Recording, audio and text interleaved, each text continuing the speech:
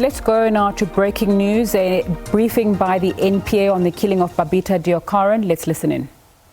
Could not be placed on the roll due to the fact that there was no evidence of their involvement so far. And could you tell us where the attempted murder charge comes from? The information that we received in the docket is that the deceased was together with another person in the vehicle during the incident. I don't know if I missed this, Speedy, but please explain to us the seventh suspect, the charges being dropped against them, why? Or provisionally withdrawn? Charges are not provisionally withdrawn. He was not charged at all because currently we don't have any evidence that suggests that he is linked to the alleged crime. So where did the seven come from? Where did the number seven come from? Was he in profession or what? You want to take that? Yes. When we followed up on information that we received during our operation last week, the seventh suspect was with one of the suspects who is linked to the crime committed. So he was brought in for questioning, however, through the information that we collectively received on our investigation, he was not, however, linked to any crime that was committed. However, a case against him at this moment is provisionally withdrawn, pending investigation.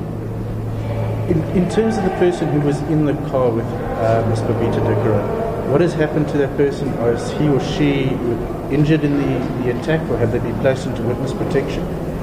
The person who was with the deceased during the shootout is at this point safe, and she was not injured. However, hence we are adding the conspiracy to commit murder and attempted murder on the charge. Can you confirm reports whether the suspect did confess to crime?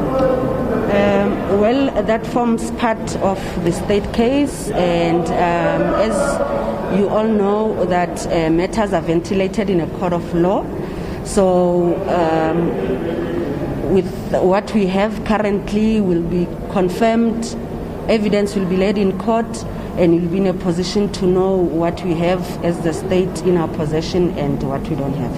Can you comment on whether pointing outs were done by some of the suspects? We understand that these two suspects have done pointing outs and have given statements. Okay. That also forms part of the evidence that will be laid in court. We are still at the infant stages of the case. Not much can be said, nor can we reveal the state evidence via the media. Matters are ventilated in court. And future arrests, further arrests? Let me take that one. Yes, we still have outstanding suspects that we are looking into. There's intelligence that we are working with, and we are following up on that information. And we can actually confirm that more arrests will be imminent, actually. And were any of those arrested health officials or government officials? None of the suspects who appeared in court this morning are any of the Department of Health officials. But here's Conor from News from Africa. We've been hearing that some of the suspects either confessed or are willing to confess to the crime. Anything around that from your side? I think Pindi dealt with that one already. I already answered that one to say evidence will be laid in court. The media and the public will have more information once the matter is ventilated in court. We cannot start now revealing the kind of evidence that the state has. We are not yet at that stage.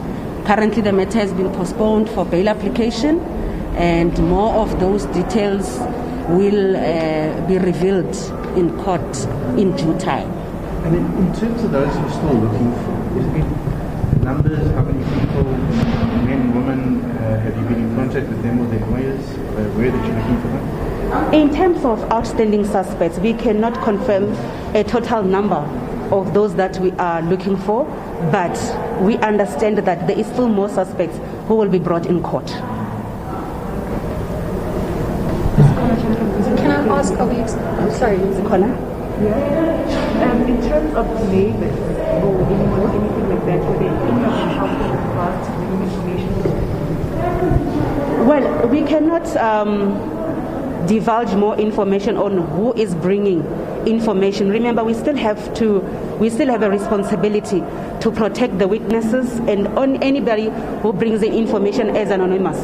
So we cannot say it's only neighbors or it was neighbors, but we appreciate the information that is coming forward because it assists our investigation thereof. The additional suspects that are potentially going to be arrested, are we hoping to have those suspects in the dock by the next appearance? Time frame is very important, but we cannot stand here and say within the next 24 hours the suspects would have been brought into detention.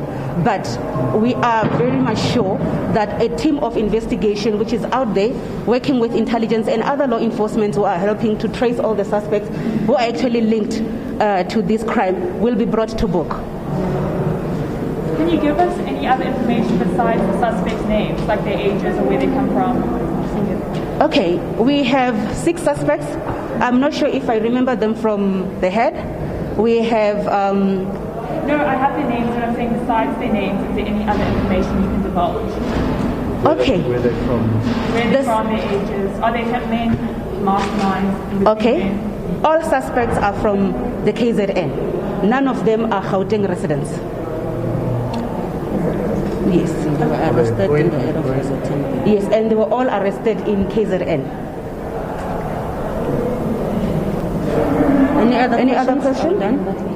What's the name and surname? Okay. I am Captain Dibu Muramo from Office of the Hawks Communication in Gauteng.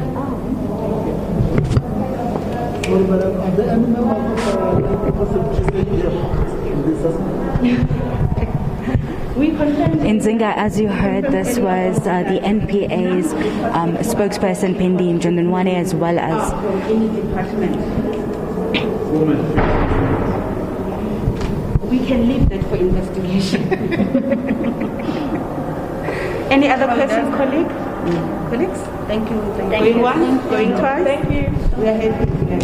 Nzinga, as we heard, this was the NPA's spokesperson as well as the Hawks spokesperson speaking to us outside the Johannesburg Magistrates Court, where these 6 suspects were appeared for the first time here at the court. We know that we said 7 people were arrested, but what we know now is that 6 have appeared for the first time in the dock.